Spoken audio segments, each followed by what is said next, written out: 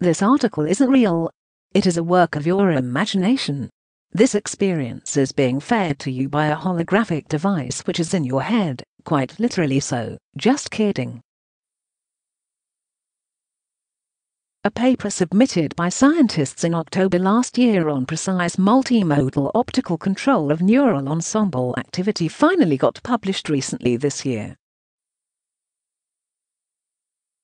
English, you say? This literally translates into putting a holographic device in your brain which can distort reality, just like in the Matrix series.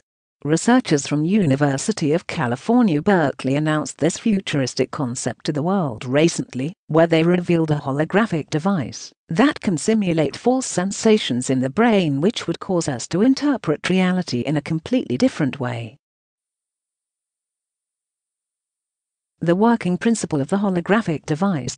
We must understand that every function in our body is carried out by some protein. There's a protein for digesting that huge hamburger you ate for lunch and a protein for deciding whether you'll be a read. However, the protein of our interest here is a photoreceptor protein, the protein responsible for detecting light. The idea proposed by the scientists involves placing the gene that produces this protein into specific cells of the body. After this is done, researchers can use specific light to change how the cells behave. Quite a lot of genius there, ain't it? How was it done? This was tested in the brains of mice.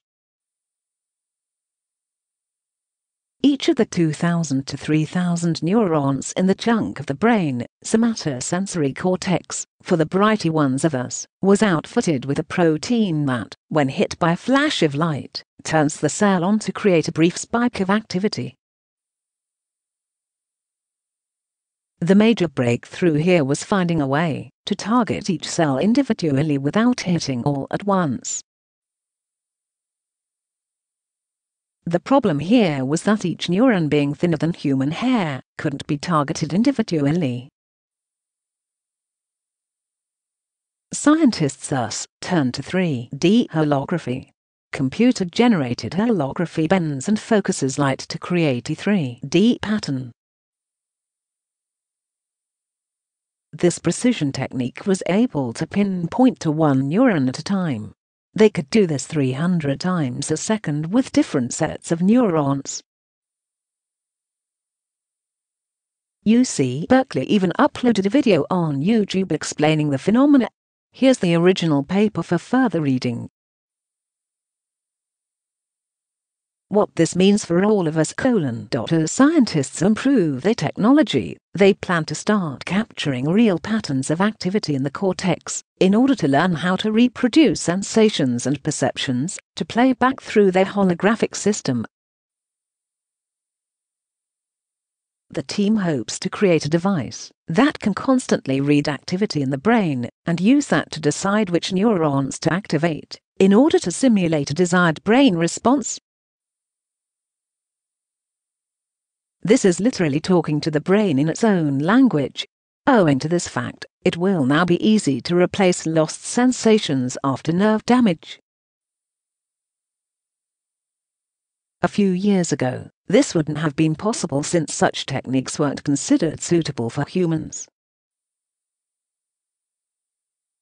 Fast forward to today, and optogenetics is already being put to test on real, breathing humans.